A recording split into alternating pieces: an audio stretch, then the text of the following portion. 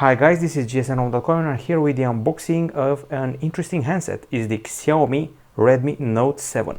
I know it's been launched earlier this year, but it's currently one of the best priced phones out there in the mid-range department. It's priced at around $150 and we have here the version that comes with 3 gigs of RAM and 32 gigabytes of storage. Everybody's talking about this phone because the price is amazing, even when compared to the most affordable Galaxy A handsets or even some Huawei Ys. So let's get straight to it. This is the unboxing of the Redmi Note 7. So it's a rather large phone, screen-wise, 6.3 inches. It's got a dual camera and it's one of the most sought after phones, possibly also because it has a generous battery and a big resolution camera at the back. Okay, so it's an unboxing. So inside the box we find, first of all, the manual for the Redmi Note 7, a warranty card and a silicone case.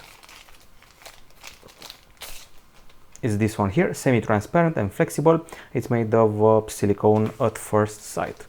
We go further for yet another user guide, always useful to have more. And finally, the guest star of the show is obviously the phone. It's the Xiaomi Redmi Note 7, and you can see here some of the specs. You can see the dual camera, large screen, Snapdragon 660 CPU and a large battery. I'm going to peel off this plastic layer that protects the screen and also the back layer with several warnings. And here you can see that we have a hybrid slot, so one is nano SIM and the other one does double duty for nano SIM or micro SD. My first impression when looking at the back side is that it resembles maybe a Huawei Honor 8 or maybe the Honor 9 and also the Huawei P20 Lite just a little bit. Also the phone feels rather heavy for its supposed 186 grams that we have on paper. Okay, we're not done with the unboxing. There's more. There's actually the full array of accessories, which is this one here. We got the charger, which promises support for quick charge. I can see here 5 volt 2 ampere support. And then we find the cable. It's of the USB Type-C to USB-A variety, and that's about it. That's everything available inside the box. Okay, so these are the accessories. Time to fire up the phone, see what the software is like. The feeling of the handset in the hand is very similar to what you get on a Huawei P Lite series device. That's the vibe I'm getting, a Huawei P Lite series device. Aside from this black hue we have here, it also comes in blue, gold, white, and there is even a special red version out there. It measures 8.1 millimeters in thickness, and we can find the glass at the front with Gorilla Glass 5 protection, glass at the back, and between them a glossy frame covered with a plastic material. Now up front here in this small notch, there's a 13 megapixel camera for the selfies, while at the back side we find a combo of 48 megapixel and 5 megapixel, with the 5 megapixel one being for depth capture. Also there's a flash here, and that's about it camera wise. If you want other specs, well, you should know that we get an USB Type-C port here. We have an audio jack here at the top and also an infrared emitter, always useful if you want to control your TV set-top box, and also your air conditioning device.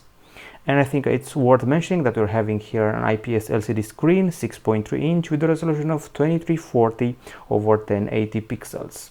Aside from that, we also have a Qualcomm Snapdragon 660 CPU, 3 gigs of RAM, 32 gigabytes of storage and a micro SD card slot. Okay, and a 4000 mAh battery to get the device going with quick charge. Bluetooth 5.0, GPS, Wi-Fi A, B, G, N, AC, 4G LTE, and we also have Android Pie with MIUI 10 on top.